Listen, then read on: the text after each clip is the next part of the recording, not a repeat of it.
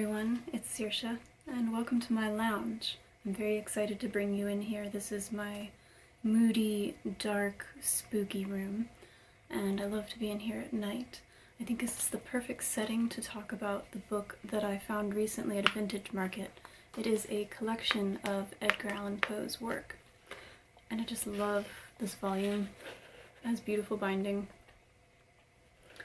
and I thought it was from 1895 because that's what the copyright says, but I believe it can't be any older than 1899 because this illustration says 1899 under it. So I'm going to read you a few things out of here while we hope that the candles do not completely burn themselves all the way down. One of them already got a bit rambunctious, so we only have 3 now. Alright, so from the introduction, I just want to read this little bit for you. When all is said, Poe remains a master of fantastic and melancholy sound. Some foolish old legend tells of a musician who surpassed all his rivals. His strains were unearthly sad, and ravished the ears of those who listened with a strange melancholy. Yet his viol had but a single string, and the framework was fashioned out of a dead woman's breastbone. Poe's verse, the parallel, is much in his own taste, resembles that player's minstrelsy. It is morbidly sweet and mournful, and all touched on that single string which thrills to a dead and immortal affection. I wore my bone tonight. It's a jawbone of some sort, perhaps a raccoon. So I've always loved Edgar Allan Poe. There was a time when I memorized The Raven. I think it's 17 stanzas, and it took me a couple of days, and I have since forgotten, but I will read you just the first, maybe the first 3 stanzas. We'll see. The Raven. Once upon a midnight dreary, while I pondered, weak and weary, over many a quaint and curious volume of forgotten lore, while I nodded, nearly napping, suddenly there came a tapping, as of someone gently rapping at my chamber door. "'Tis some visitor," I muttered, tapping at my chamber door. Only this, and nothing more. Ah, distinctly I remember it was in the bleak December, and each separate dying ember wrought its ghost upon the floor. Eagerly I wished the morrow, vainly I had sought to borrow from my books surcease of sorrow, sorrow for the lost Lenore, for the rare and radiant maiden whom the angels name Lenore, nameless here forevermore. And the silken, sad, uncertain rustling of each purple curtain thrilled me, filled me with fantastic terrors never felt before, so that now to still the beating of my heart I stood repeating, "'Tis some visitor entreating entrance at my chamber door, some late visitor entreating entrance at my chamber door. This it is, and nothing more." I'd love to read that entire poem, but it is so long. And the candles are already giving out on me. This lipstick color is called Poe, that's why I'm wearing it. It'll probably end up all over my teeth. I'm going to read Dreamland, which I had never read before, till I picked up this book. By a route obscure and lonely, haunted by ill angels only, where an eidolon named Night on a black throne reigns upright, I have reached these lands but newly, from an ultimate dim Thule, from a wild weird clime that lieth sublime, out of space, out of time, bottomless vales and boundless floods, and chasms and caves and titan woods, with forms that no man can discover, for the dews that drip all over, mountains toppling evermore into seas without a shore, seas that restlessly aspire, surging unto skies of fire, lakes that endlessly outspread their lone waters lone and dead, their still waters still and chilly, with the snows of the lolling lily. By the lakes that thus outspread their lone waters lone and dead, their sad waters sad and chilly, with the snows of the lolling lily, by the mountains near the river, murmuring lowly, murmuring ever, by the grey woods, by the swamp, where the toad and the newt encamp, by the dismal tarns and pools, by each, where dwell the ghouls, by each spot the most unholy, in each nook most melancholy. There the traveller meets aghast sheeted memories of the past, shrouded forms that start and sigh as they pass the wanderer by, white-robed forms of friends long given in agony to the earth and heaven. For the heart whose woes are legion, 'tis a peaceful, soothing region. For the spirit that walks in shadow, 'tis an El Dorado. But the traveler traveling through it may not, dare not openly view it. Never its mysteries are exposed to the weak human eye unclosed. So wills its king who hath forbid the uplifting of the fringed lid. And thus the sad soul that here passes beholds it but through darkened glasses, by a route obscure and lonely, haunted by ill angels only, where an Edaman named Night on a black throne reigns upright. I have wandered home but newly from this ultimate dim Thule. I have no idea what some of these proper nouns are. I'm probably pronouncing some things wrong, but with Poe, he rhymes so excessively that I sometimes wonder if he's rhyming things that don't actually rhyme. And I really admire his rhyming. And this candle, I don't know how they burn so fast. They must be fairly cheap. Oh well. The City in the Sea. I also think I hadn't read this one before, but I liked it. The City in the Sea. Lo, death has reared himself a throne in a strange city lying alone, far down within the dim west, where the good and the bad and the worst and the best have gone to their eternal rest. Their shrines and palaces and towers, time-eaten towers that tremble not, resemble nothing that is ours. Around, by lifting winds forgot, resignedly beneath the sky, the melancholy waters lie. No rays from the holy heaven come down on the long night time of that town, but light from out the lurid sea streams up the turrets silently, gleams up the pinnacles far and free, up domes, up spires, up kingly halls, up fanes, up Babylon-like walls, up shadowy long-forgotten bowers of sculptured ivy and stone flowers, up many and many a marvelous shrine, whose wreathed friezes intertwine the viol, the violet, and the vine.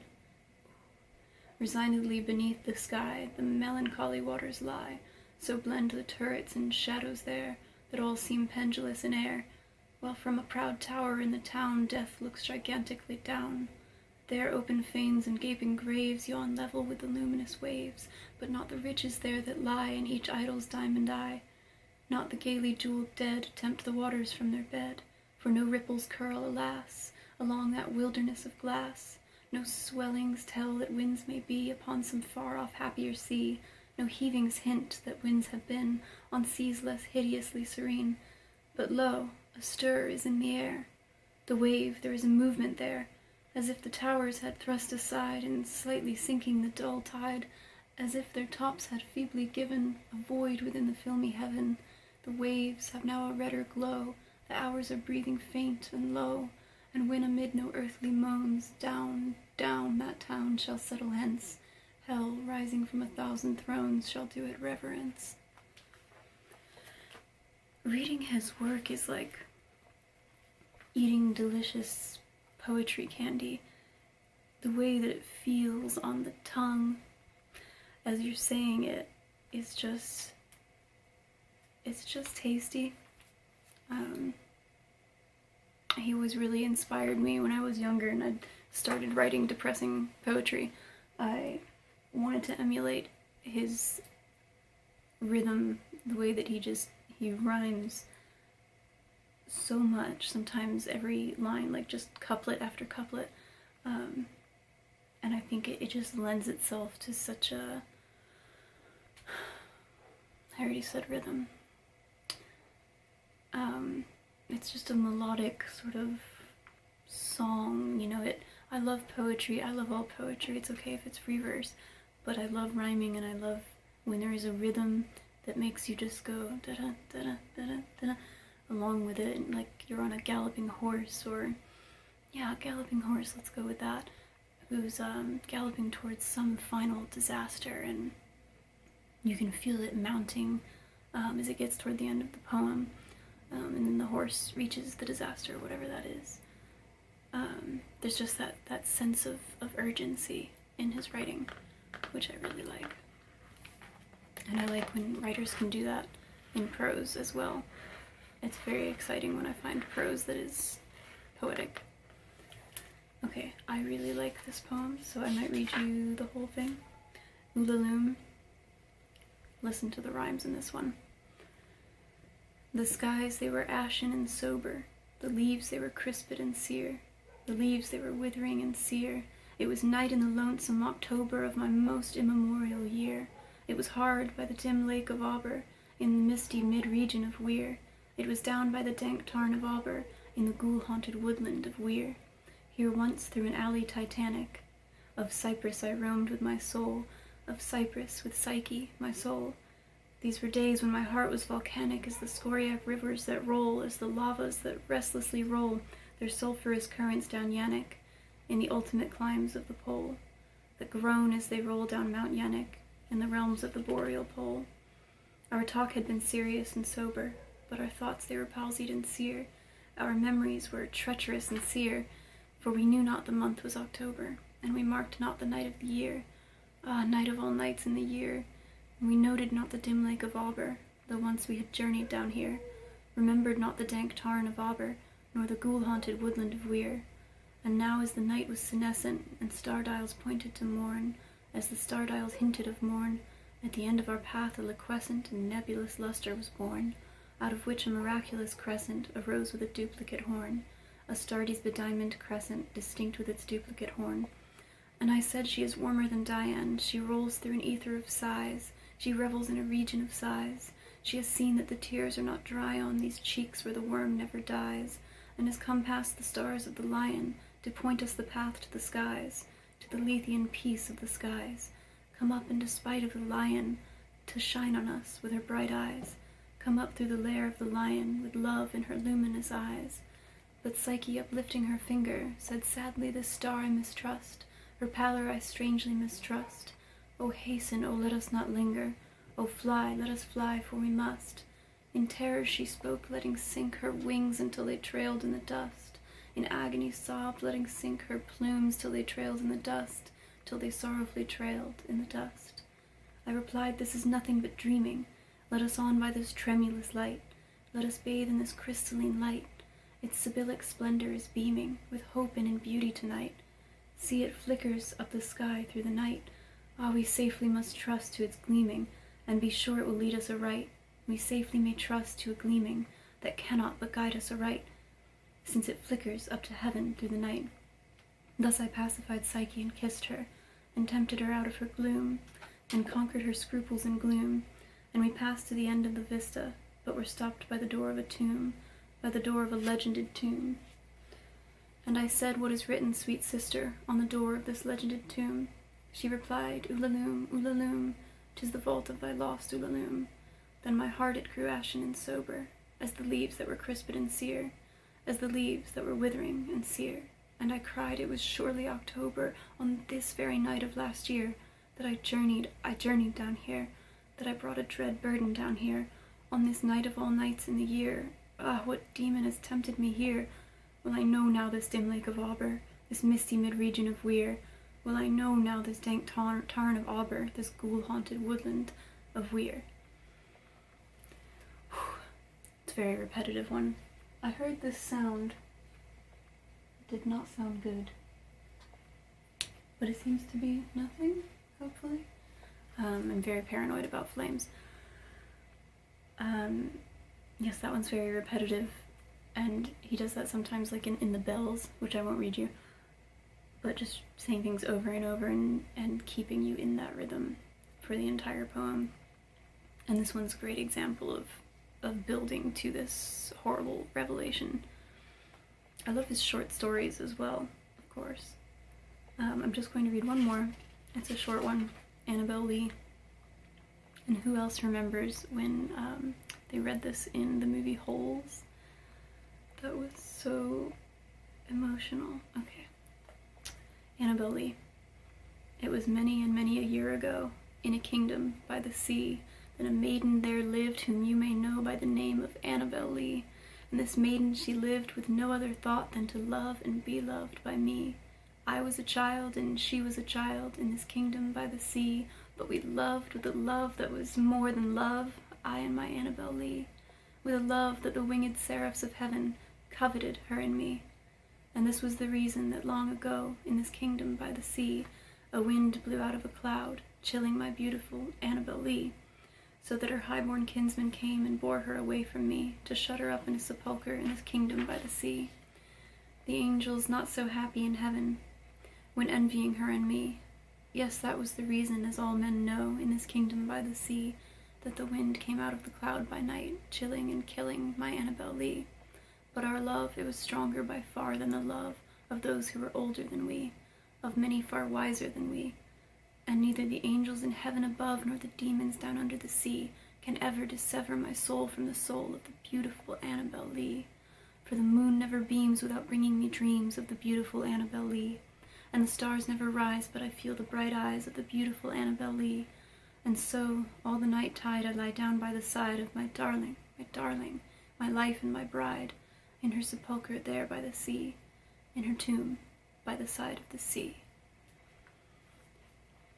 Now he does something in that one that I absolutely adore. It's one of my favorite things in the world, which is internal rhyme. The moon never beams without bringing me dreams. When something in the same line rhymes with the end of the line. The stars never rise, but I feel the bright eyes. All the night tide I lie down by the side. He changes the rhyme scheme at the end, and it's so beautiful. That's something that they do in The Hunchback of Notre Dame, the Disney movie. There are lines in, I think it's the first song, a figure whose clutches are iron as much as the bells of Notre Dame. It does the same, the internal rhyme, and it's beautiful. So I will make sure that, oh my goodness, we have safety restored to this room. And I thank you very much for joining me on this spooky evening. Maybe I should have done this for Halloween, but it's April, right? That's spooky. So, why don't you take one last look at this. I was stumbling a bit because there are some, I don't know if they're typos or the book is just old, and so there are bits of print that are missing, just letters that fluttered away, or maybe what they were using to print it with it didn't have enough ink on a certain letter. I don't know. But thank you for joining me, and I will see you all next time. Go read yourself some spooky poetry and tell me what is your favorite Edgar Allan Poe poem or story. Good night, everyone.